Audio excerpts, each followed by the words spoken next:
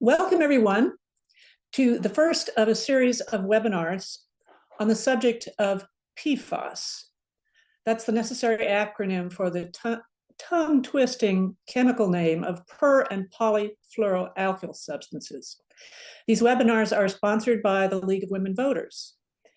And as is our tradition, I will begin this presentation with a land acknowledgement. We acknowledge that we are standing on the ancestral lands of Native Americans who have been stewards of this land for centuries and who respect the interconnected relationships among everything on this land.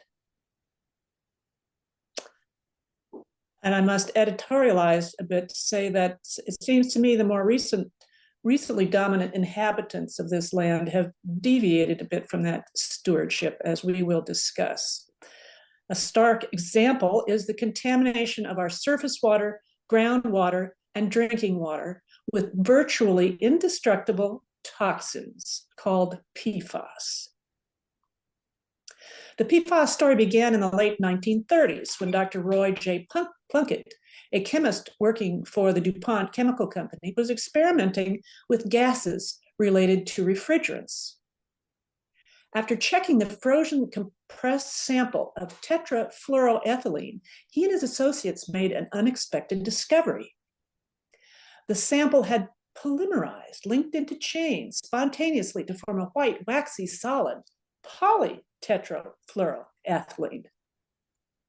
Teflon was the name given to this subsequently patented, very useful, and very lucrative substance.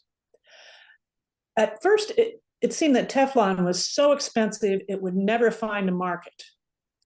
But it soon found indispensable use in the Manhattan Project because Teflon could resist corrosion during the process of enriching uranium.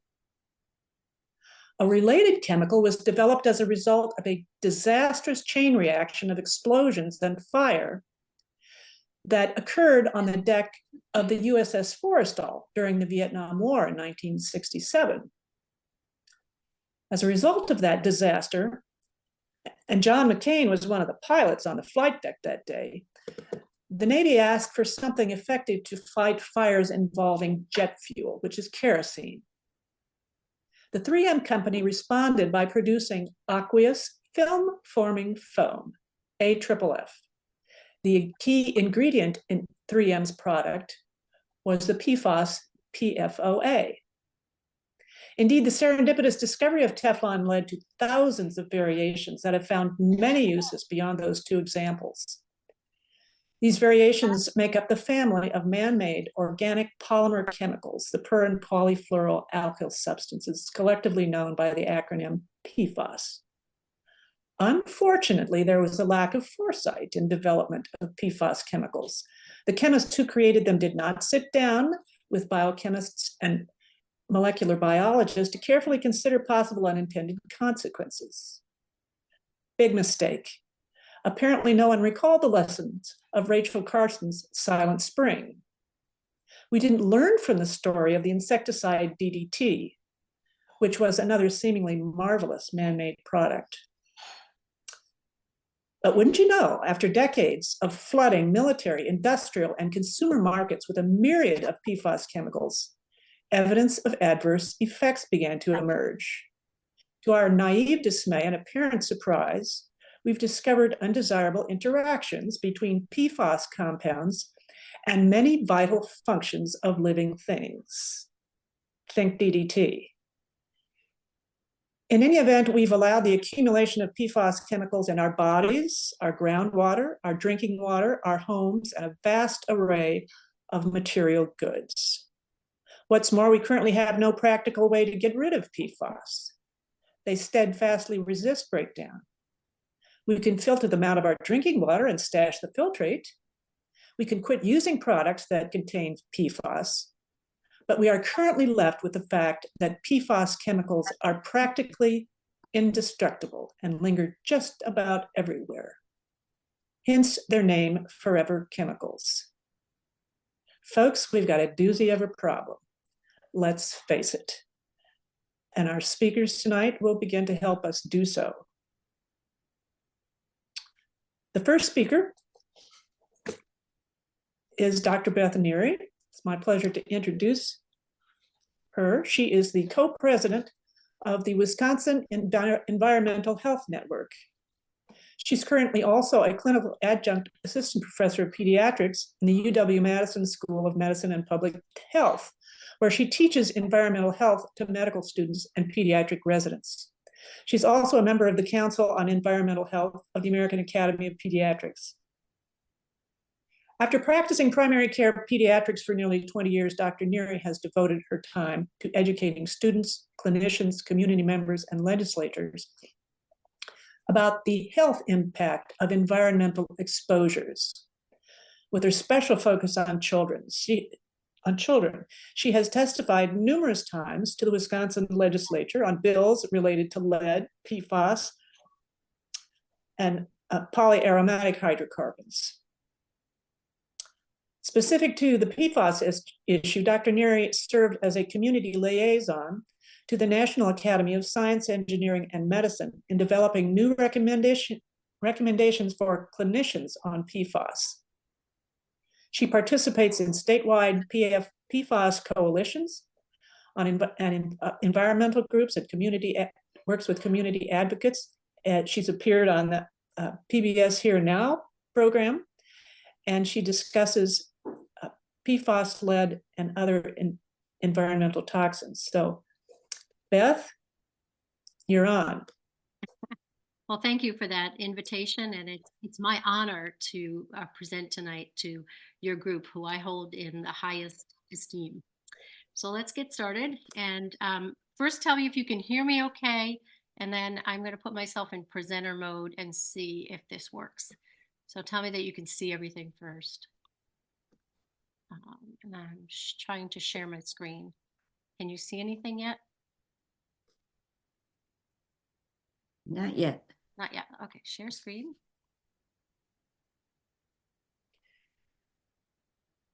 Dr. Neary, it's a two-step process. You hit the share and then you gotta, yeah. I got the share. I thought I already brought up my PowerPoint, but let's try again. Okay, you see anything now? Got it. Got it. Okay, now I'll go in presenter mode so you can't see the slides. Now, do you see one slide or do you see all the slides? We see all the slides right now. Okay, it's not in the right mode. Sorry about that.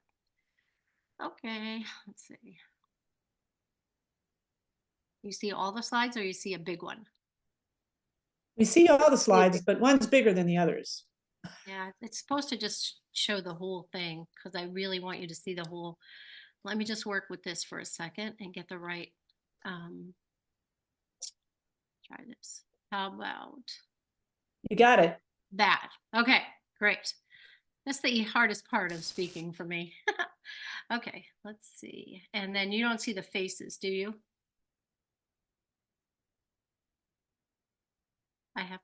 I see the faces on mine. Do you see the faces on yours, or is it clear? All we see is you and your presentation, which looks perfectly clear. Okay, great. Okay, because I see Dorothy, Melissa, and Anastasia on mine. So, okay, let me just get started then. Okay, so here's what we're going to talk about. We're going to talk about PFAS, who are formerly called PFCs. We're going to see what their purpose is, what's the problem, how does it enter the environment, what are the health consequences, and then later on we're going to talk about exposure, regulation, and how we can protect ourselves while we're waiting for the regulation to happen. So PFAS is the name of this group of chemicals, and it stands for per and polyfluoroalkyl substances. Now there are 12,000 chemicals in this class. And as Dorothy spoke about, it has a very strong bond between the carbon and the fluorine, and that's what gives this chemical, or in this whole class, its qualities. And at the time, it did seem like a great idea. It's excellent at repelling dirt and grease and water, and it's resistant to high temperatures. But let me just have you look at the chemical structure of PFAS, because you need to understand this to understand some of the terminology and when people talk about it. So the carbons in the middle there are the carbon bond, the carbon backbone. And then you see the fluorine coming off in the green. And when we talk about these chemicals, you're going to often hear people talk about long chain and short chain. Remember that, because actually that's really important, because it tells you different qualities of the members of this family. So this is just to show you what we mean by long chain and short chain. And as you can see, there's a little overlap there between 6 and 7. So I won't go into all the details, but in this category of PFAS, there's 2 big categories of chemicals. And some of them are short chain up to 8, and some are short chain up to 6. Don't get confused by that, but that's what you'll sometimes hear. I just want you to be aware of that. But if it's a C9, it's definitely a long chain. And if it's a C4, it's definitely a short chain. So why I want you to know that is that many of the long chain ones have been eliminated, like PFOA and PFOS. And they are the worst in terms of how long they stay in the environment. And the shorter chain ones do not stay in the environment as long. But let me just hold that thought, and I'll have more thoughts about that. So as Dorothy talked about, there's so many products that contain PFAS. So you already know about this, and I just highlighted a few there. It's in so many industries. It's in the construction industry, the medical industry, the pharmaceutical industry. It's widespread. It's ubiquitous in our environment. But what I want you to see here in these products is there are some things that we are referring to as non-essential uses. Does it really have to be in the carpets and the upholstery? Does it really need to be in the ski wax? So what we're seeing now is uh, actions to actually take it out of the non-essential uses. And that's already happening. So there's good news on the horizon. So here's the good news. So here's a study that was done, and it showed that PFAS is in food packaging. And we know that it's in the dessert wrappers, bread wrappers, et cetera, et cetera. But just last month, the FDA announced that PFAS that being used as grease proofing in paper and paperboard for food contact surfaces is going to now no longer be allowed. That's a great thing. But I do need to tell you that it's going to take probably a full 18 months before we see it totally gone out of the hamburgers and the pizza boxes and things like that. But this is a good move by the FDA. As Dorothy said, we know that the firefighting foam that provides a great resource. However, we didn't realize what the problem was. And the big problem is not that it was used in fires, but it was used in practice. So the fact that they were using it maybe once a month practicing allowed this firefighting foam containing PFAS to get into the soil, to get down into the ground, and it actually flows as a plume and can contaminate miles away. And even in Madison, we have one of our wells, well 15, which is right next to the airport, that had to be closed because it had elevated PFAS. So what's the problem? Okay, the problem is it's persistent in the environment and it's mobile. It's toxic at extremely low levels, parts per trillion. We don't measure any other chemical in parts per trillion. It bioaccumulates and it biomagnifies in organisms. Oops, excuse me. And it's linked to many health problems. I'm trying to fix I can't see all the words on the screen, so that's why I'm trying to move something. So let's talk about those 4 things I just mentioned. So first of all, what is 1 part per trillion? How do you get your head around that? It's actually like a drop of water in 20 Olympic swimming pools. And what about this concept of bioaccumulation and biomagnification? Well, bioaccumulation is when an organism, such as this showing you a fish, over time accumulates more of a chemical. Biomagnification is when it moves up the food chain. So then you can see it in animals higher up the food chain. PFAS does both. We all know that 90%, 98% of Americans have it in their blood. Now, it doesn't mean that we all have it at levels that can cause health problems. Some may have it at very low levels. And the good news on this slide is that top one, that is PFOS. And that is one of the long chain PFAS chemicals that was discontinued by 3M in 2002. So the good news is when we discontinue it, we stop flowing it into the environment, we can see good impacts, and the blood level is going down. So that's a good thing. So I looked up the Survey of the Health of Wisconsin, which is a great thing that measures the health of the people in Wisconsin. And I wanted to know, what about PFAS levels of us in Wisconsin? And actually compared with national, we actually had lower levels in averaging. And unfortunately, the higher levels were found in older adults, males, and whites. For older adults, we just have more time to accumulate the chemical. That's probably why. But on a nationwide basis, the average Wisconsin citizen has a lower amount. This is from the Environmental Working Group, and this shows you contaminated drinking water around the country, and this is from 2021. And then you see military sites. The reason they highlight military sites is that airports and military sites, having used that AFFF firefighting product, if you live near them, or you have wells near them, or you have even a municipal well near them, you're at higher risk of having your water contaminated. Here's the latest. This is from last month. The Environmental Working Group put together another one, and anything in light blue is above a proposed drinking water standard. So the more we look, the more we find. But the only way that we can solve a problem is by facing a problem. So these are the known sites in Wisconsin. As of a few years ago, I couldn't find an updated one, but I think this is still pretty close. This is a really important person. And this is the person that really helped us understand what PFAS was and what the health problems were. And many of you may know this story, but I'll tell it very briefly.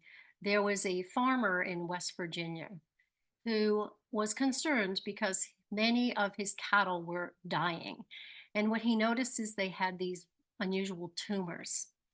And he had a hunch that maybe this industrial plant up the road that had a landfill that was right near the water supply that his animals drank out of had something to do with his herd of animals dying. So he told a friend of his in West Virginia about that. And she said, well, let me see. I have a grandson who's a corporate attorney. And lo and behold, Rob Below, a corporate defense attorney, often on the other side, took on the case.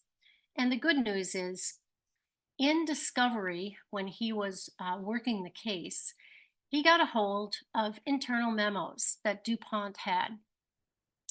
And what I want you to look at is, start looking at the green.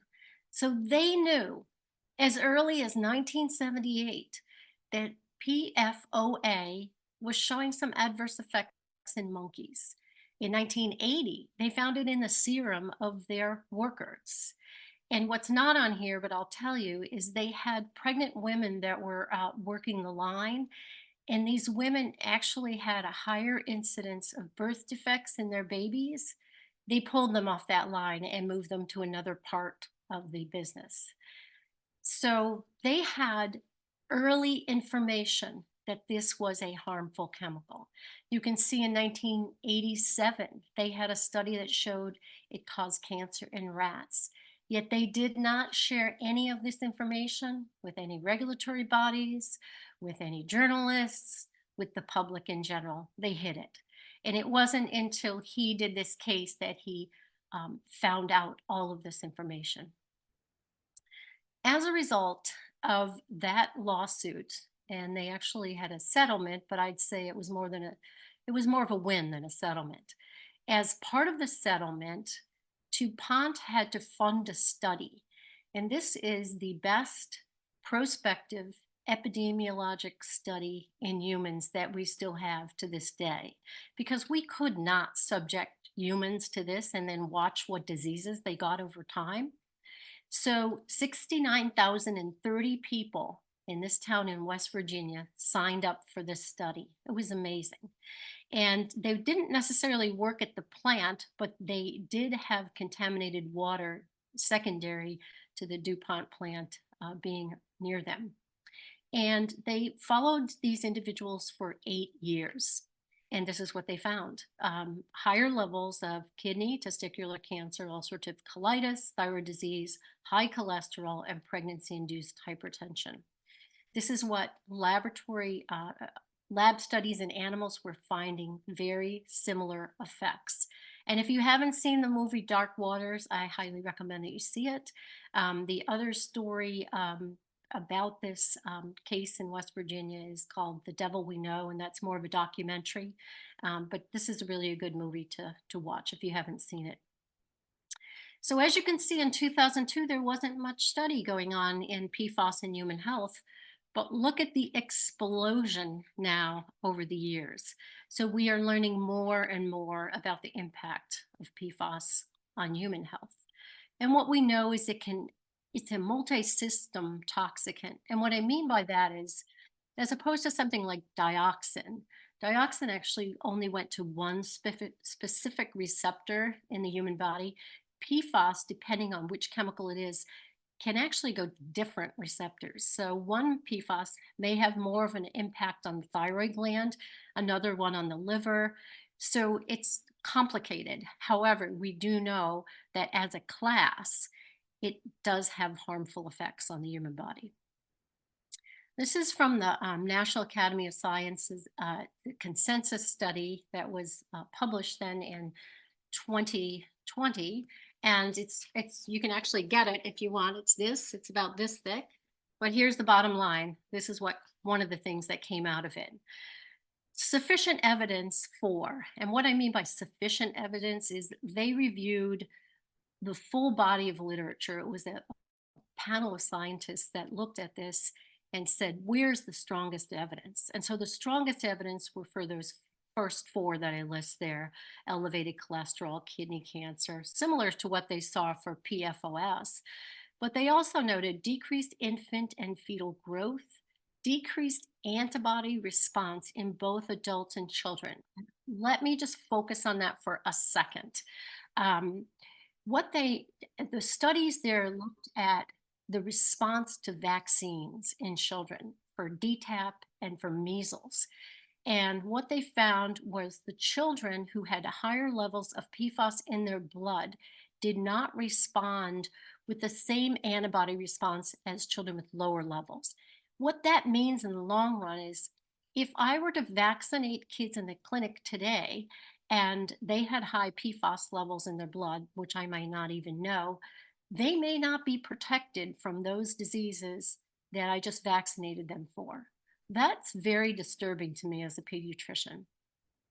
And the same for what they found in adults, that if an adult had a disease and then let's say you had COVID or something and you respond with an antibody response, they weren't responding as well. So it doesn't protect you against future diseases. That really troubles me. Then they said there was suggestive evidence, and that's not to say there wasn't strong evidence. It's just that it's not as strong as the first 4. And you can see very similar to what we saw in that first C8 study. The one that surprised me there was breast cancer. There was a study that came out about a month and a half ago by Mount Sinai, and they have actually identified not just thyroid disease, but they identified thyroid cancer as a potential risk. So we're seeing more and more research. I'm going to go back through this for a second because it's so important for you to understand this PFAS terminology, because I'm going to talk about some specific ones. So as I said, that PFOA is known as the C8. That was the chemical in Teflon, and it actually was discontinued in 2015. but it was replaced by this short chain one on the side known as Gen X. Interestingly, how they gave it a different name to Gen X, right? PFOS was the one in Scotchgard, discontinued in 2002, and that was the one I showed you on the slide where the blood levels are dropping. Two more I just want to mention because you may hear them is PFHXS is the one that's commonly found in the firefighting foam, and PFNA is a C9 that's more prevalent. So on the right-hand side, you can see the short chain. So Gen X, the replacement for PFOA, and PFBS, the replacement for PFOS. The theory is that they will not stay around in the environment as long, which is correct. But their other theory is it's not going to be as harmful to health. And the studies aren't all out yet, but it's looking like that's not true. Like, even though it's a shorter chain, it's probably still going to have the harmful effects. So let's look at a few things to help you understand this better. We're still trying to understand how different chemicals in this family go to different places. And this might be a confusing slide, but what I want you to do is look at PFOS, right? We already know that it causes problems in the liver, so no surprise that that's a higher concentration in the liver, correct? And then I want you to focus on the first one, PFBA. Look where PFBA concentrates. It has a predilection for the lung. And I thought this was a really interesting study that I looked at. And they were looking at patients during COVID. And they found that patients with higher blood levels of that short chain, PFBA, that had a predilection for the lungs, they had worse COVID outcomes. In other words, those with higher levels of PFBA had longer hospitalizations, ICU care, and a higher risk of death. So there's a correlation between this short chain and health issues. So why are children more susceptible? Well, children in general are more susceptible to all the chemicals. They have different absorption and metabolism. Their organs are growing at such a rapid rate that anything that's harmful can really be harmful to them. We call them the canary in the coal mine sometimes.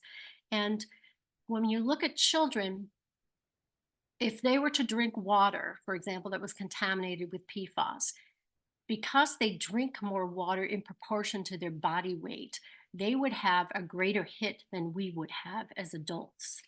If it's in the air, then they have a faster respiratory rate and they would breathe it in. And because they have a longer lifespan, again, they can be exposed a longer time.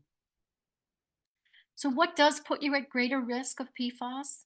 Well, as I just said, fetus, infant, and children, underlying health issues, certain occupations. If you're a firefighter, you actually work in the plant, or you're in the military, and where you live, if you do have a community with high levels in the water. I'm just going to show this slide as sort of a segue to the next part of the talk. And it just kind of is a schematic of how you can be exposed to PFAS, whether it's in your drinking water, whether it's in your food, whether it's in food packaging. And it kind of shows you probably our biggest problem is it's going into the landfill from the things that we dispose of, and then it leaks out and gets into our drinking water, into our surface water. And finally, I'll just say that here are the main ways: water, contaminated water, food, and the main food that has problems is fish, food packaging, air, and occupation. And at this point, I'm going to hand the talk over to our second speaker, Melissa, and she will talk more about how we're exposed to PFAS. First, I would like to thank you, Dr. Neary, for being here and sharing all of this important information with us. The League wants to educate our state, and this has been very insightful and educational. At this point, I am honored to introduce our next speaker this evening. Melissa Johnson is the executive director for Wisconsin's Green Fire, an organization dedicated not only to conducting science-based research related to conservation of natural resources and environmental protection, but also to advancing that research into sound policy. Prior to this time, Melissa served as the director of solid waste management for Marathon and Portage counties for over 2 decades. She has been adjunct faculty at the University of Wisconsin-Stevens Point in the Soils and Waste Resources program. She co-created the curriculum for both the introductory and advanced waste management classes. Melissa served 7 terms as president of Associated Recyclers of Wisconsin and has held leadership roles in both the Solid Waste Association of North America Badger chapter and for the Wisconsin Counties Solid Waste Management Association. She was appointed to the governor's Blue Ribbon Task Force on Waste Materials Recovery and Disposal, the DNR's Waste and Materials Management Study Group, and the DNR's PFAS External Policy Advisory Group.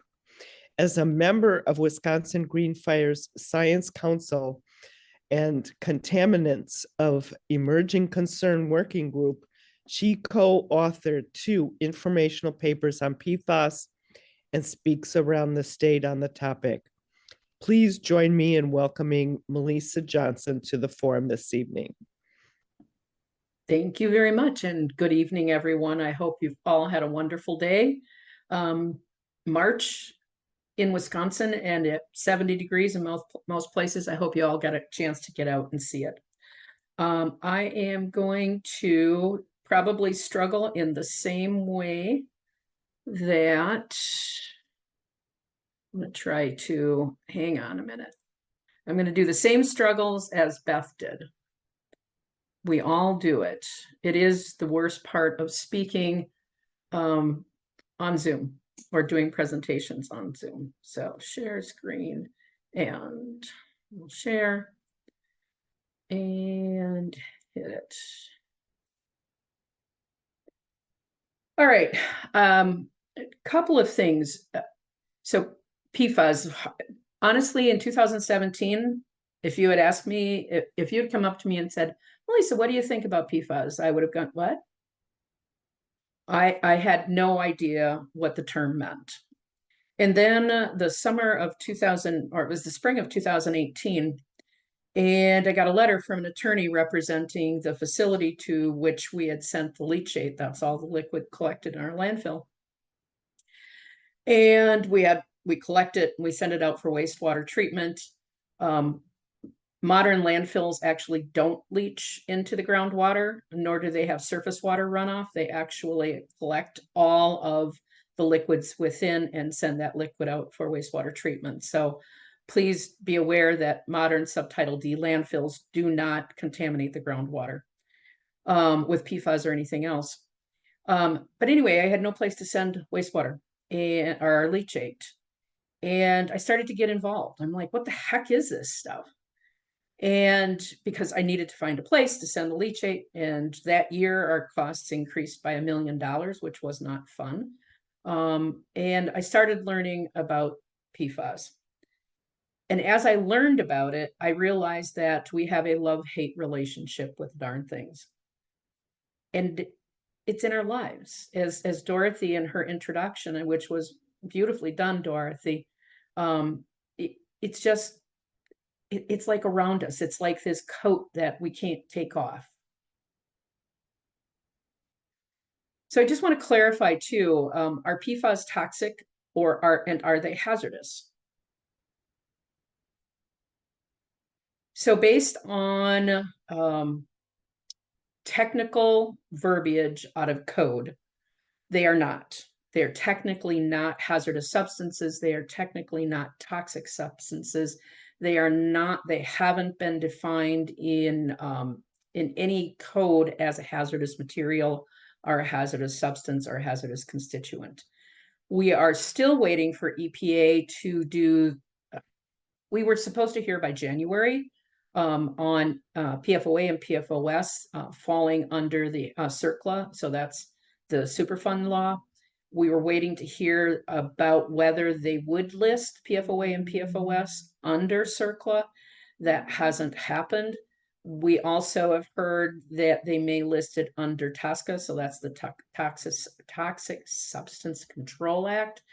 But right now, we use the term hazardous and toxic in a vernacular related primarily to the impacts that we're observing through public health and wildlife health and those kind of things.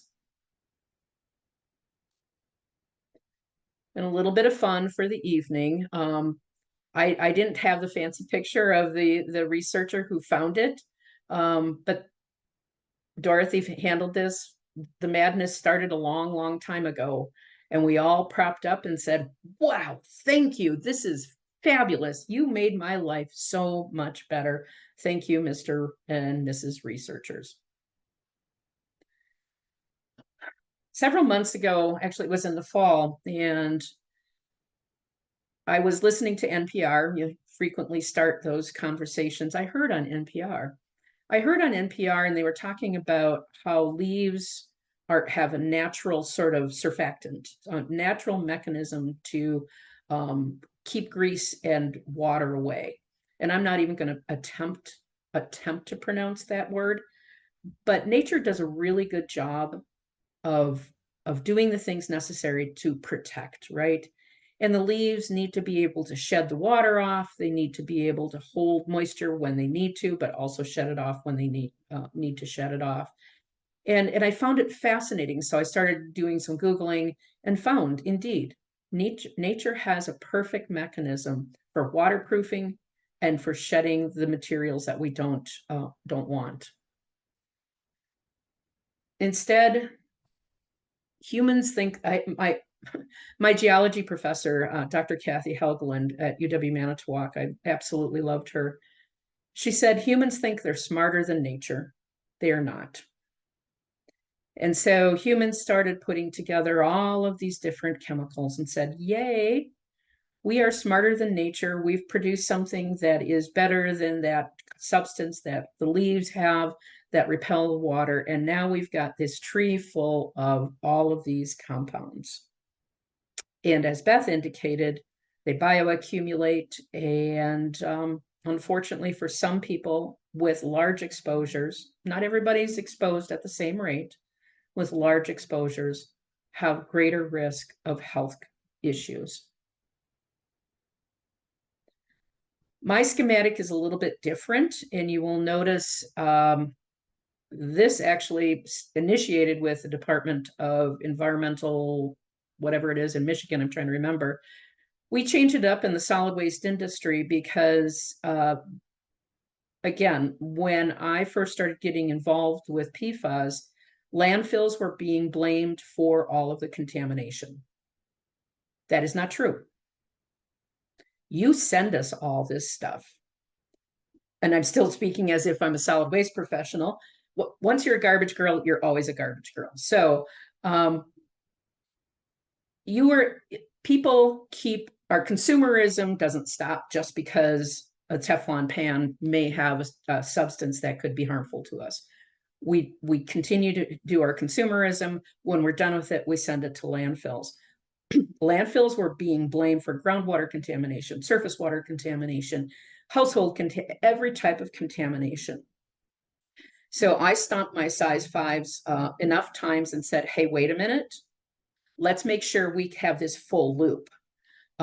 Prior to my having a little bit of a hissy fit, the residents actually were not at all involved in this. So you see those little households? In fact, they're very involved. Every time you flush the toilet, every time you put something in the garbage, every time you put something in the recycling bin. Plastics and post-consumer paper contain PFAS. So my schematic is a little bit different, and it's a little more focused on everybody's culpability, because if we just blame landfills or just blame wastewater treatment facilities, we've hit the easy button and we went, yay, done. I blame somebody. Now I don't have to do anything to fix the problem. Again, this is a duplicate of many of the others. I remember going to one of my first WISC meetings, and that was the governor right after Governor Evers came into office, and he had this as a campaign issue. He was going to work on PFAS, pull together all of his administrative agencies, and each agency had an individual there, whether it was a secretary or a deputy, and everybody sitting around the table. We were at the DNR offices in Madison, and they'd go around the U-shaped table, and every agency head was going, "This is terrible. Somebody has to do something about this. We have to stop this. We have to stop poisoning." And they were right. We have to stop this. I was there on behalf of my solid waste colleagues in my leadership role. And when the public had a chance to speak, I got up and said, "Thank you very much for the opportunity. I have a question for all of you. I agree with you first.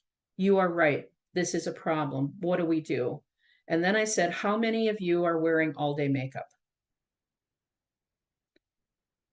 How many of you have a coat that is water repellent, or a tent that is water repellent? How many of you have recently bought a sofa that is Scotch guarded?" I said, as you're sitting there saying everybody else is responsible, each one of you is responsible for your consumer choices. So let's start by stop blaming, and let's start looking for solutions. It did change the dynamic of the discussion. And I'm sure some people were angry with me, but it was, here's the facts. If you're wearing all day makeup and you look fabulous, yay, but you probably just coated PFAS across your face. Unfortunately, a source of PFAS is the food we eat. And this can be for a variety of reasons. As Beth had talked about, is paper or food packaging has historically contained a coated product that kept your food fresh. And that's great. And it kept that hamburger from dripping onto your new suit, and all of those things. So it can come from the packaging in which it is placed. If a field, and I think I saw someone had asked a question about biosolids, there is a potential, and I'm saying this, a potential, because the correlation does not necessarily mean causation. There is a potential that if a field or a garden is using some type of biosolid that may contain some level of PFAS, and that could be PFOA, PFOS, number of the other compounds, some vegetables actually have higher uptake than others. Thankfully, tomatoes have lower uptake, which makes me happy because I love tomatoes. But the fact of the matter is, we do know that plants do uptake PFAS if they are in the soil. In fact, my colleagues over at UWSP have a grant and are looking at what plant could go across large fields that are contaminated with PFOA, PFOS, and other PFAS. So in other words, large areas where there's been land application of biosolids, and I'm thinking, of course, of the town of Stella.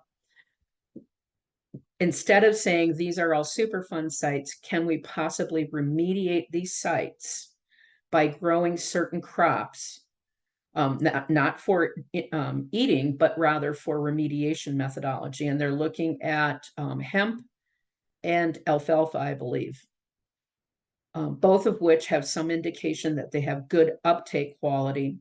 One of the things I was asked to come in and speak with them about is how they would dispose of it. And my recommendation was landfills, because you can't burn it because it will not break the carbon fluorine chain. So we know there's uptake. Some plants are better than others at sucking it up. Others are more resistant to that. So in Wisconsin, we do have drinking water standards right now, 70 parts per trillion. I am grateful that that is in place. That at least gives us a benchmark. It's really hard to take enforcement action or ask a community to put some level of filtration in because, well, we feel that way.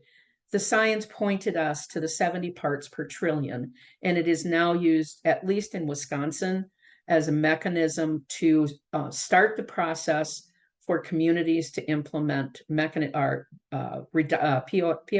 PFOS reduction, which are typically, the common methodology is both granulated activated carbon and reverse osmosis and ion exchange. Now, all of those systems are really, really expensive. In fact, Wisconsin's Green Fire has estimated for the number of municipalities in Wisconsin where there are significant DTECs, many, many municipalities do not have DTECs. We have to make that very clear. Where there are DTECs, it could be very profound. We're estimating, Wisconsin's Green Fire, Contaminants of Emerging Concern, the cost of just capital, so the capital expenditures to build the facility to treat, to reduce that 70 parts per trillion exceedance, is about $208 million. That's across Wisconsin. Now that's about 2 years old, that estimate. So we can rest assured that it's going to be much higher than that. Interestingly, the EPA is recommending a 4 parts per trillion as an MCL, so the minimum contaminant level. The mayors of several large American cities, one of them Columbia, South Carolina, has sent a letter to the EPA and an open letter to the press saying, we can't afford to do this. Columbia, South Carolina is saying they're going to need $100 million just for the capital to install their treatment system, and another $20 million a year in operational costs. And those operational costs include disposing of the byproducts, which include filters, the resin in the ion resin exchange, and the membranes in your RO system, reverse osmosis systems. And guess where those go to? If you guess landfills, you are right. I'll send you a prize. So this is an expensive endeavor. The city of Wausau just changed out its ion resin, and they're looking upwards of $1 million to do that. This is from Wisconsin's Green Fire's most recent PFAS paper. As you can see, PFAS in Wisconsin, it's showing at least the data as of the date of our paper. And if you look at those municipal water sources, and again, PFAS are everywhere. They're in our home, they're everywhere, they're in our blood. That is absolutely correct. But only 7.6% of those who had sampled, and we've got 559, are exceeding the EPA's proposed MCLs, and that's 4 parts per trillion. A lot of these other ones, you can see, again, what I'm trying to demonstrate here is it isn't everywhere, but where it is profound. There's a daycare in the Waukesha area. They are off the charts with PFAS. And of course, now they're supplementing, so the children don't have to drink that. They're bringing in bottled water. We do have surface water standards now, and that's great, wonderful, I'm glad. Again, it's always good to have a benchmark. I was in the solid waste industry for 22 years. We had all kinds of standards, and those standards set that level at which we always tried to work below. So at least now we have, for surface water, we have 8 parts per trillion. And again, there's a few exceptions. And then for PFOA, 20 parts per trillion, primarily for those that are contributing surface waters to public water supplies. And then for all other, it's a 95 parts per trillion for the surface waters. If a facility exceeds the standards, as you can see, that starts a process of mitigation of those exceedances. Groundwater standards. It's left blank for a reason. We don't have any.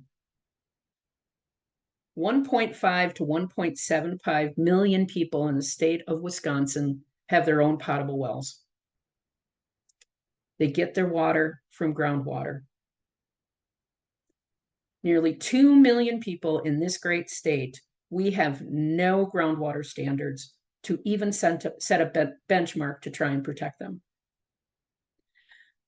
The DNR has tried, and we run up against the RAINS Act. Basically, that says, RAINS Act says, well, if the cost of implementing a standard is going to exceed $10 million, then you got to start all over again and evaluate how you're going to do that.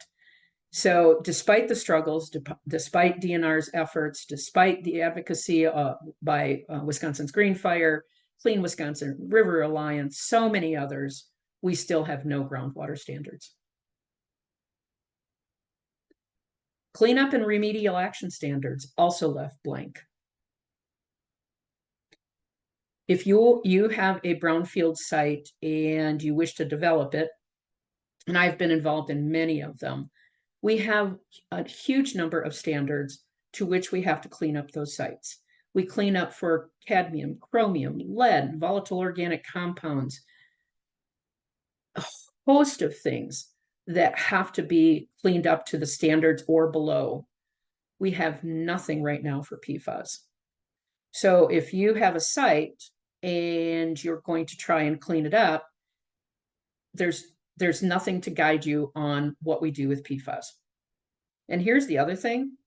So when you're cleaning it up, and because there is this black hole of uncertainty, what are the standards? Many landfills, because a lot of time cleanup soils have to go to landfills because they just have some contamination, mostly non-hazardous contamination. But because there's this kind of question of, is this going to be a hazardous constituent? Is it going to be a toxic constituent? Many landfills are starting to turn away these projects. And as we have local landfills turn away these projects, those cleanup projects, and they could be like City of Wausau did along the riverfront, City of Stevens Point's done a number, all of our communities do. If we don't have these cleanup standards and some clarity, and landfills say, stay away from us, it will increase the cost of those cleanups and that economic development, and it could shut down those economic development projects. Biosolid standards, purposefully left blank. Michigan is light years ahead of Wisconsin. Actually, Minnesota is too, as it relates to biosolid standards. The DNR does have some guidance on biosolid standards, and biosolids, I should explain, biosolids are the solid process of wastewater treatment. Biosolids are coming from municipal wastewater facilities and then industrial facilities like paper mills. Again, bio meaning it has a biological constituent.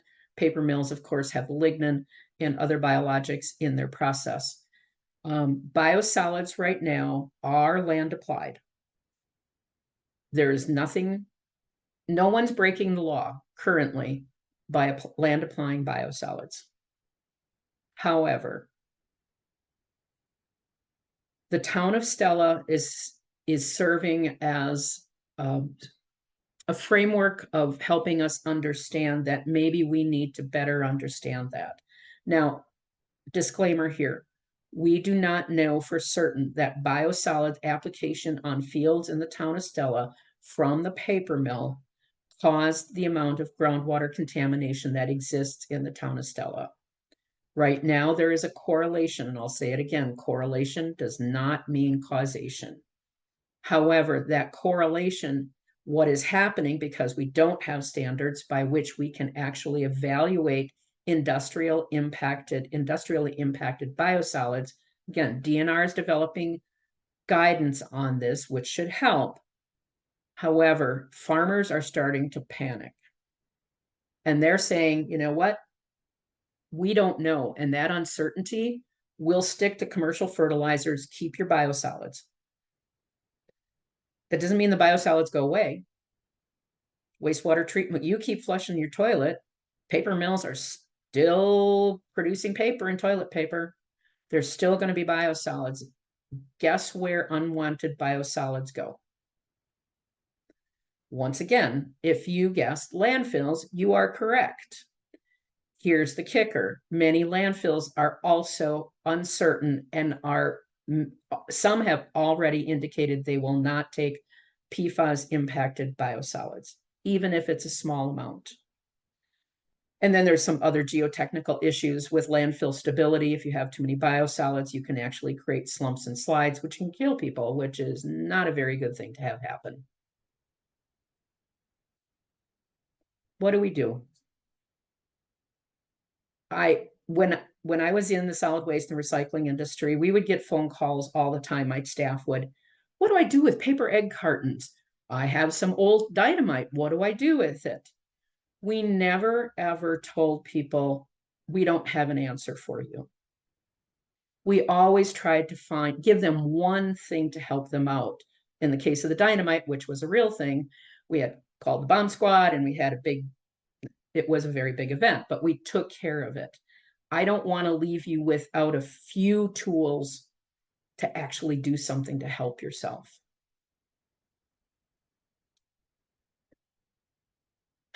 There's an increasing number of credible sources of information out there that can help you.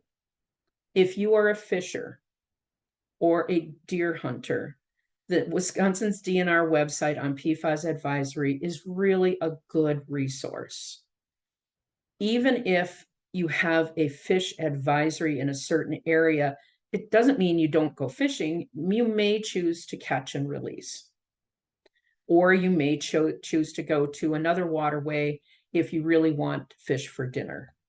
But it's just a really good resource. I would advise you before you head out with your fishing pole to check that out. The Massachusetts Responsible Purchasing Network, it's their internal advisement on how to buy PFAS-free items.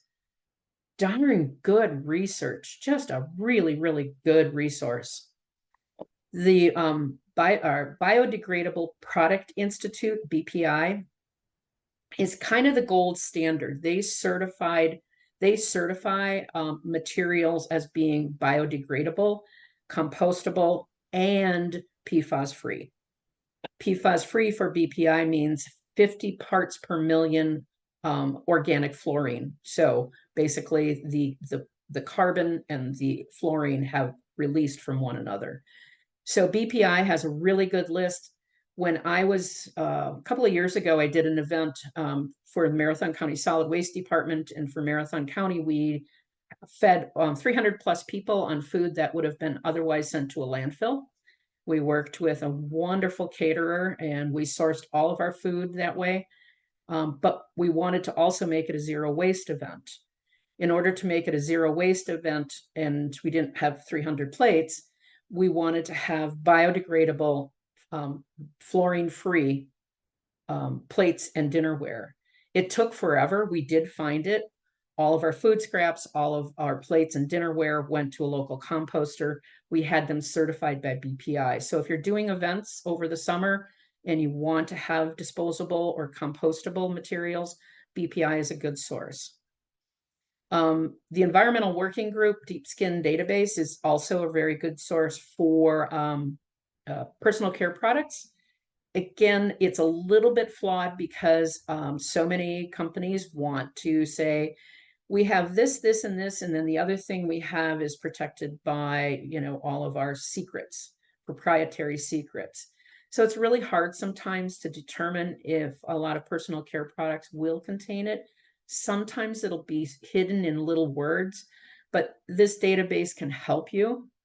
And then the Green Science Policy Institute also has a pretty fair database, and there's others out there. These are just a couple that you can use, and I'll share this with the league, and they can. I'll send this to Anastasia, the entire document, and then you can just click on the links. The other thing is, don't be fooled. I can tell you, my daughter's downstairs, and if I brought her up here and had her tell this story, you would laugh. But I was sitting on my easy chair one evening, and the commercial comes on, and they've got Hexclads. They're going to sell these wonderful, wonderful new pans, and they are nonstick, PFOA free. And I went, Don't even start. You're tricking people. You are tricking people into thinking these are safe. They are not. And even as Beth said, you've got your long chain and your short chain.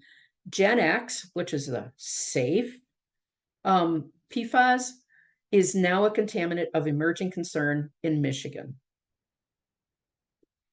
So don't be fooled. If something says it's nonstick, you can almost guarantee that it has some kind of PFAS compound. The challenge is these kind of products are cheaper than carbon steel pots and pans, stainless steel pots and pans, and of course, cast iron. I'm changing all mine out little by little. So don't be fooled. Be a critical consumer. Be your own consumer advocate. Remember when BPA was found to be leaching into baby formula? Parents went wild. You're poisoning our babies. Stop making these plastic bottles with BPA in, and guess what? The bottle manufacturers listened. I remember doing a presentation at Wausau, actually it was Wausau East, I believe it was, and a student said, well, we don't have a lot of power. And I said, do you have a job? Well, yeah. Consumers have trillions and trillions and trillions of dollars of power that they don't use. Regardless of who you are, you can change your buying habits if you're fortunate enough to be able to do that. You can be a consumer advocate. You can say, stop making this stuff. Give us something different. Stop.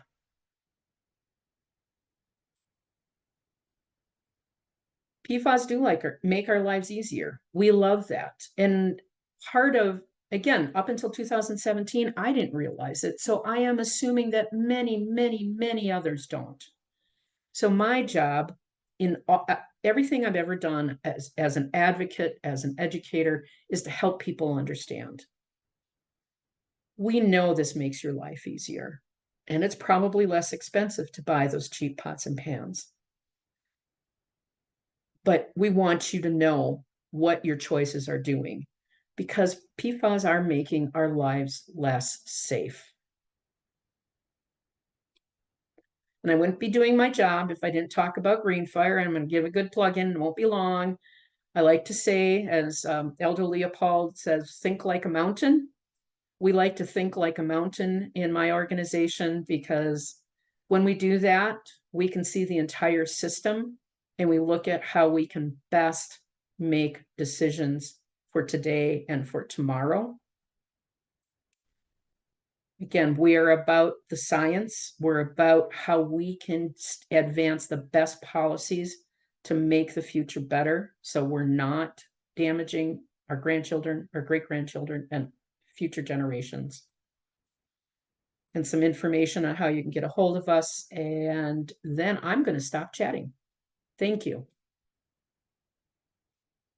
Oops, and stop sharing. There. Thank you very much, Melissa. That was a ton of information. I'm going to have to think about some of it. I thought I was well informed, but boy, I sure wasn't compared to what you gave us. So thank you very much. You're welcome. Thank you, Joy. We have just a few minutes that if you and Dr. Neary could give us some information about a little bit further about some of the ways that we can protect ourselves, a little bit more specific perhaps about manufacturing alternatives that perhaps manufacturers can use, and more ideas about filters and such. And then we'll continue on then with some Q&A. Beth, if you want to go ahead. I didn't know if you had anything. Unmute myself. Okay. Okay. What can you do?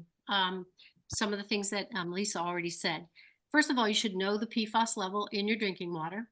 Try to cook more with stainless steel, cast iron, glass, or ceramic. Avoid the food packaging. Skip the microwave popcorn. Be careful about food, and choose products at fish. I'm going to see if I have a slide on fish, but choose products. And let me give you some things that you may not have to worry so much about. For example, did you know that actually Home Depot stopped purchasing carpets and rugs with PFAS in 2019? So we have some companies that are already taking the lead. Starbucks removed it from their packaging. Keen, which makes shoes, they actually removed it from all of their products in 2018, and they're like getting other industries to follow them. So that's a really good thing. Minnesota is actually going to ban it in ski wax, carpets, fabrics, children's products, cosmetics, and cookware by 2025. And I keep saying, why can't Wisconsin be like Minnesota, right? We're right next door. I did do some reading on fish because I was concerned about fish. And let me see if I can find my slide. I had the FDA did some studies. They did a study of PFAS in fish in 2012. And what I saw there, and I can share the slide if you want to see it, but basically the highest level was in clams. And actually Bumblebee had to voluntarily withdraw what they called their smoked clams because the levels were so high. So what I saw, it's highest in what do they call them, bivalves? Is that right? So clams, crab, scallops, things like that. And the one thing I did learn about tuna when I read this big report by the FDA is that, like mercury is always higher in albacore tuna, and PFAS is actually higher also in albacore tuna. So when I eat tuna, I always go for the light tuna, skip the albacore. So you can make some of those choices if you have that information. So there's a couple of things. Again, if you're living in a municipality, let's say the city of Wausau, which is already implementing some water treatment systems options, which will help to keep people safe. But if you're concerned and you can afford it, you can always buy granulated activated carbon filter pitchers. You just put them under the tap. The carbon filter actually works to capture those, the PFAS, and you can protect yourself that way. Be sure and follow the guidance on the length of time that you use it, because what happens is short chain carbon PFAS break through really quickly. So be sure to follow the manufacturer's guidance on changing out the filter. It doesn't last forever. And when you're done, guess where it goes? It goes in the garbage and goes to the landfill. You'll hear me talk about that over and over and over, because I got to work in a job where I protected human health and the environment every day. So that's one thing. If you can afford it, contact a company that might install a granulated activated carbon system in your home, your whole house, or a reverse osmosis system. This is particularly important for those living in rural areas where they're drinking groundwater and do have higher levels of PFAS. It'll also help for nitrate issues as well and other contaminants. These are somewhat expensive. So now you start getting into a little bit of an environmental justice issue. This is why having groundwater standards is so important, because then we can say, these folks over here are being unduly harmed. We need to find a solution. Let's provide grants to people who are of lower income so they can install these systems. So those are just a couple of things. And again, being a critical buyer, I will say, Minnesota, yeah, we should be more like Minnesota. I agree, Beth. In states where, and you had talked about this before, Beth, too, is essential use. I was big on essential use for a long time until some states started going, we're going to start phasing out except for essential uses. And guess what? Manufacturers are already filing exemption requests to continue to use the same PFAS that they've been using and will continue to use. So because they're saying it's essential. It's essential to this, essential to that. So we just have to keep at it. Okay. Can I add another comment? Pardon me?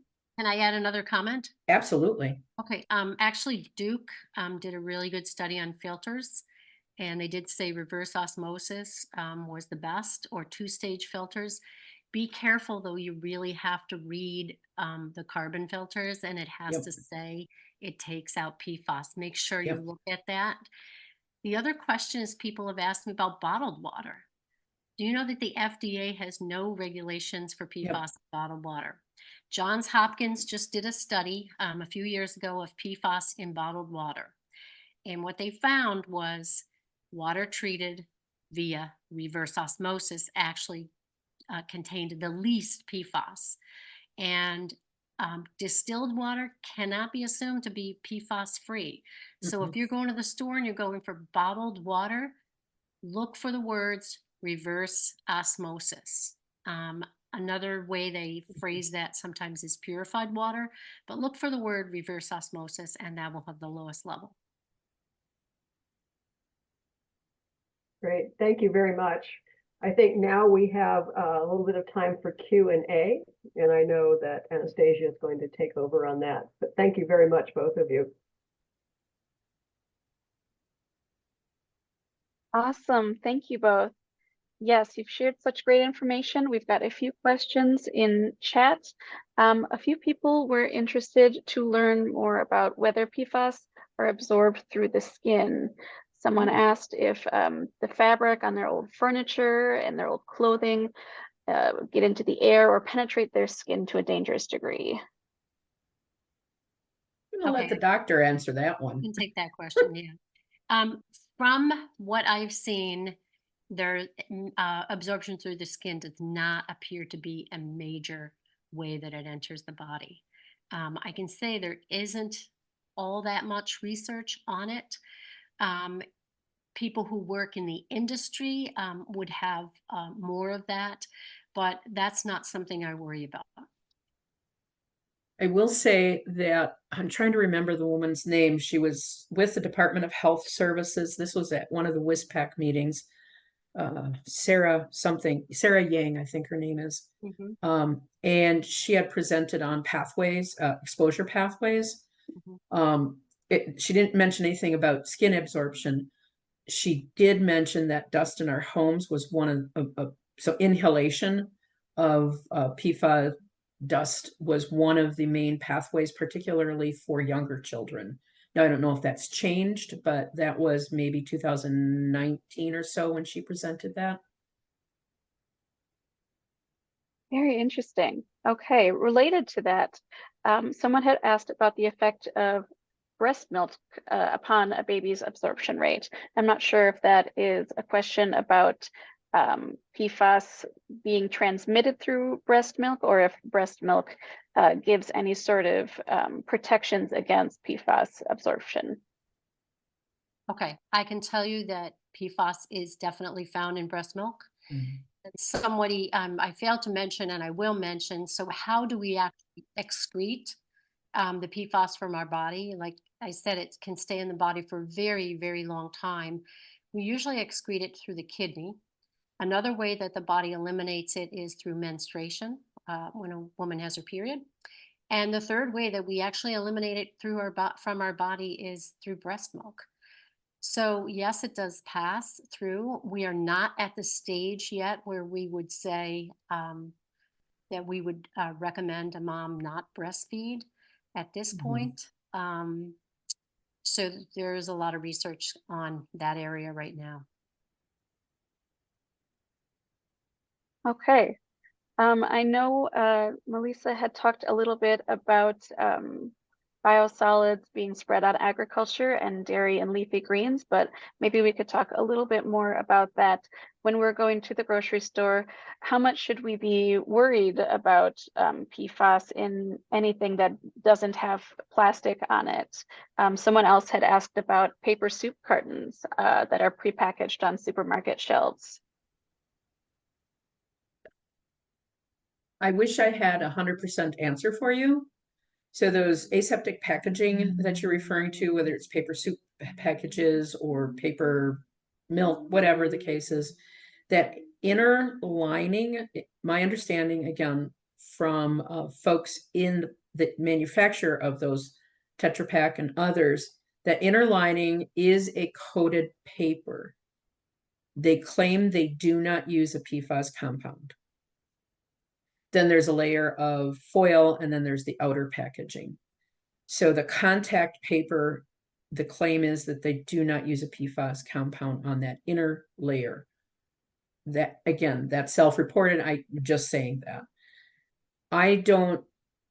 We can't be assured. There's no way to, I wish I could give you 100%. I can't. It's one of the nice, if you know an organic farmer who's not using anything but manure, that might be a good way to go. Support your local organic farm systems if you can afford to do that. But the fact of the matter is our food is sourced from all over the world. When my grandson's birthday was in December, he wanted strawberries. Guess what? We're not growing strawberries in Wisconsin in December. So we're getting them from all over the world. There's a lot of things that go on them, everything from pesticides and herbicides that are not banned in other countries. Yeah, PFAS is a problem. We have a host of issues of what humans have done to destroy the environment. We have so many cities that still have lead service lines that are poisoning our children. So it's always, we have to prioritize and understand that we're going to have impacts. I don't have a perfect solution. Absolutely.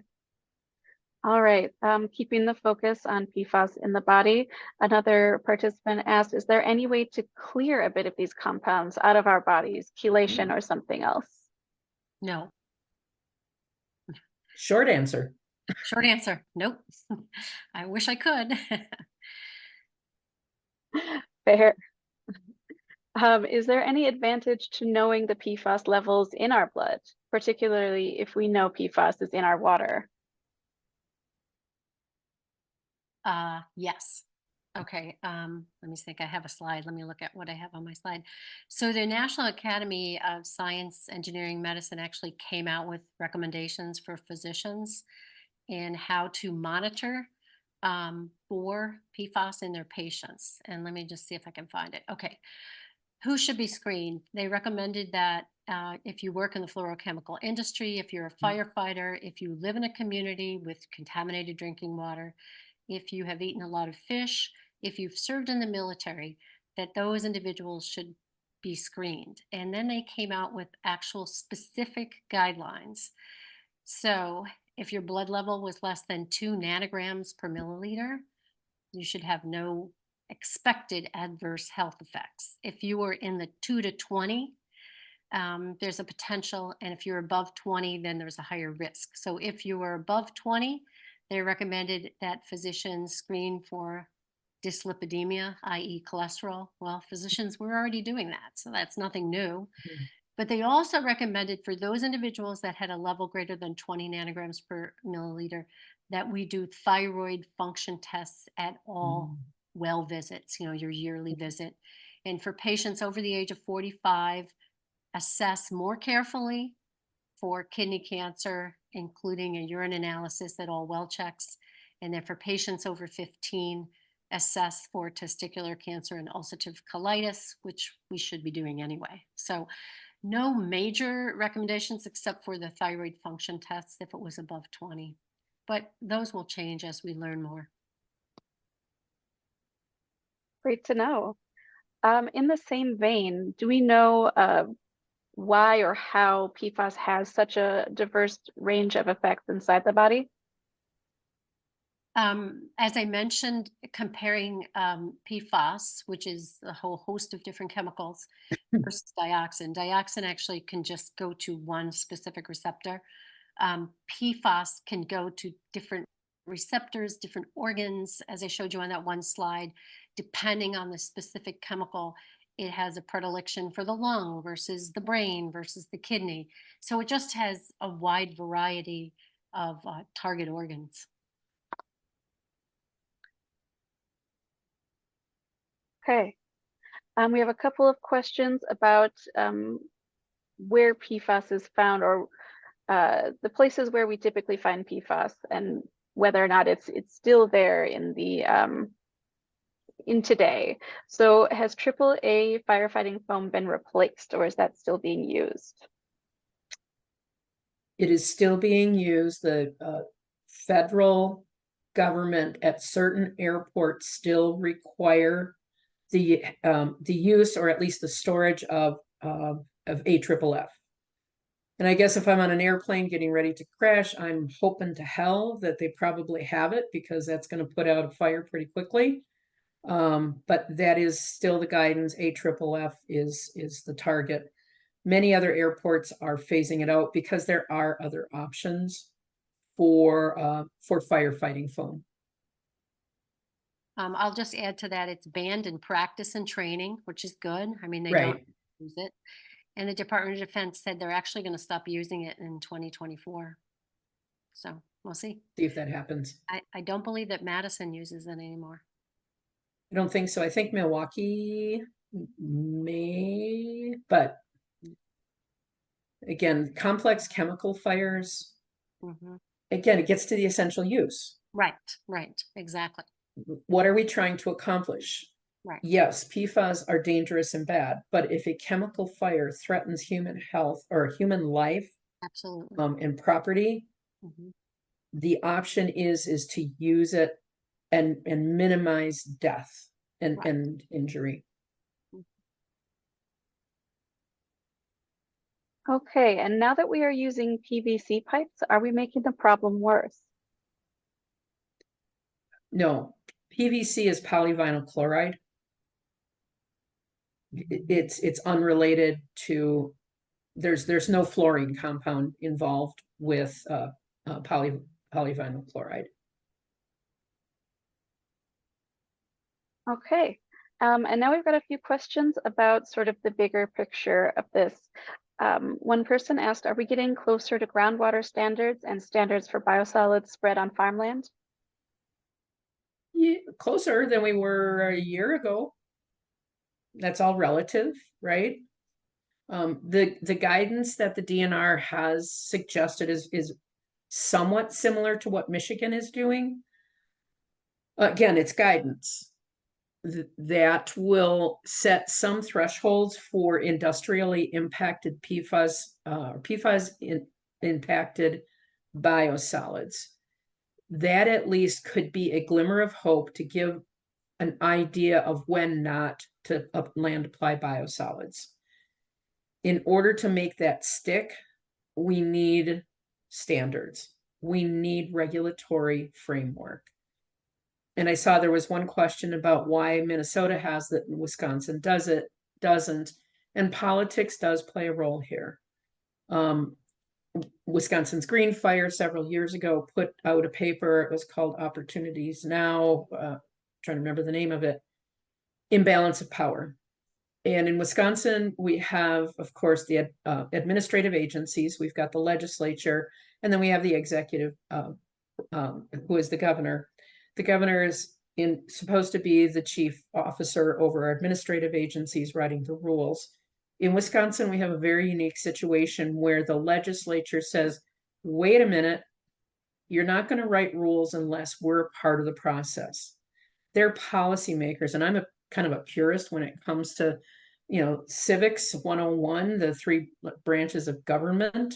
And when the legislature comes back in and says, no, we're going to write the rules, that takes that balance away. And that's part of the problem here in Wisconsin, is that additional step. DNR are the experts, right? Department of Health Services, they are the experts. They set this up, and then it's reviewed by the Joint Committee and the Joint Legislative Review Committee. They have the power to kill those. Thank you. One question that just came into chat that Dr. Neary answered, but I thought it might be nice for everyone to hear the answer to that. If we have our own well, where can we arrange testing for PFAS? I believe that the State Lab of Hygiene can test your well water. Do you know any other sites around the state? I do. Northern Lakes Lab in the Crandon area also is certified to test. And I think there's a few others. Department of Health Services, I could look it up, but they do have a list of certified labs in the state of Wisconsin that will do PFAS testing. and also provide guidance on either doing it, your sampling yourself, or have someone do it for you. When I was running the solid waste department, we had 94 groundwater wells that we sampled twice a year. Northern Lakes did that for us. When we were talking about doing groundwater sampling for PFAS, we were told that whomever's doing the sampling should not eat fast food for at least three to 5 days, because those wrappers contain PFAS. They should not wear deodorant. They should not take a shower.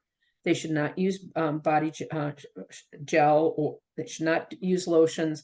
Basically come in stinky and with greasy hair, and then maybe you will not have cross-contamination, because they're sampling at 4 parts per trillion. And Beth's slide, I think, had that, was, or maybe it was Dorothy, 1 drop of ink in all of those swimming pools. Trying to get that accuracy, it's not that the lab isn't capable of it, but it's all of these things that are falling into it in the field that could contaminate a sample.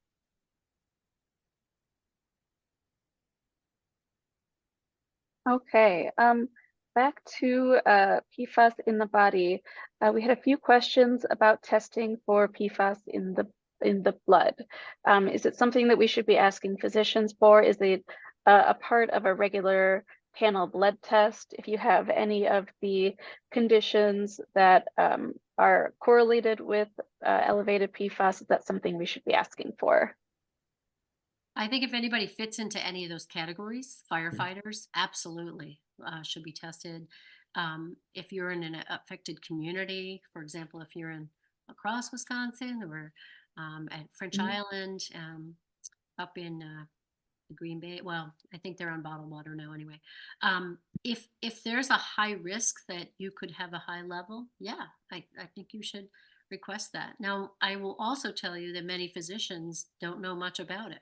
Right. And I'm trying to educate physicians around the state on these issues. And there are only certain labs that can test, and it's a fairly expensive test. It can cost a couple of $100s, and then you have to look at, there are certain panels that'll look at anywhere from 10 to 20 of the most common PFAS. But if you fit into one of those categories that puts you at high risk, yeah, I'd be tested. Okay. We had a couple of clarifications about where PFAS is found in the state.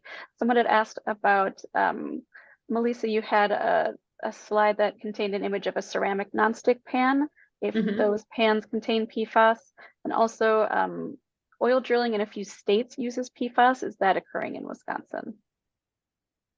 So we don't do oil drilling in Wisconsin currently. Of course, that could always change, who knows? There is some speculation that drilling or mining for certain kinds of ores that are non-metallic also uses PFAS compounds as part of it. It changes the surface tension. It reduces friction. So when that drill is going like that at 10,000 RPM, 20,000 RPM, you want something to make sure it doesn't burn out. Whether it's there's not a lot of that being done in Wisconsin. The ceramic pan, if the ceramic pan is ceramic, probably not. So that would be another safe source. Great to know. Thank you. Okay, You're we've welcome. just got a few more questions and then we'll wrap it up. Is the bottled water supplied by the DNR tested before distribution? No.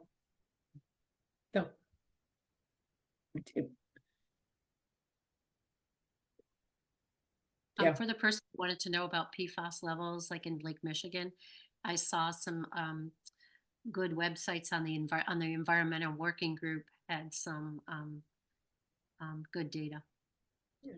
The Bay of Green Bay is probably a little more impacted by PFAS because of Tyco and Marinette. Otherwise, Lake Michigan is a very large lake, and it probably, again, dilution is a solution. I hate to say that, but it may be a little less problematic in the bigger part of the lake. But the Bay has definitely got some challenges. Okay, we've got one more question about interacting with Wisconsin government, and I will say that our second webinar on PFAS that will be held in May will likely include information in this sort of vein as well. But should we be contacting our legislators about confirming appointments to the DNR and Natural Resources Board and about funding the DNR appropriately? Yes, Yes. yes. You need to Yeah. talk to your legislators around the state Mhm. because there was a conference on PFAS in Green Bay this past fall. 2 of the state senators showed up for that conference. You need to call them and tell them this is an important issue. They need to hear from their constituents. So as an elected official, I can tell you that when your phone starts ringing, you pay attention. Potholes for the local officials are always a big issue, but your legislators work for you. Even if they're not in your district, you pay their wages. They work for you. Call them, talk to them, tell them what you're concerned about. Right now, we've got $125 million sitting in the PFAS trust fund. It is, what is it, 245 days since the budget was passed, and that money has yet to be distributed. Now, SB 312, which Green Fire asked the governor to veto, claimed to distribute that money. It didn't. It set up a grant program. We need a number of different bills. We need groundwater standards, which isn't a bill. We need biosolid standards. We need the $125 million distributed to the communities to help offset those costs of installing treatment. So, because otherwise it rests on the back of ratepayers. And if you're living in poverty, that is a burden. Talk to them about setting cleanup standards. Talk to them about the things you're concerned about. They work for you. Right, especially if they're your constituent. Even if you don't Mhm. have the problem in your area, just say that you know that they're Mhm. considering what's going on in other parts of the state and that you feel strongly that Mhm. clean water and it is Yep. really a critical issue for you. Yep.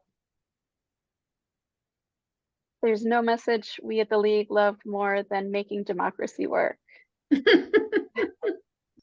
Thank you both so much to Dr. Beth Neary and Melissa Johnson for being so generous with your time and your expertise, arming us all with all kinds of great knowledge. Thank you to everyone who came today. A recording of this will be sent out, as well as an invite to our second in the series, and we'll let you get back to your evenings.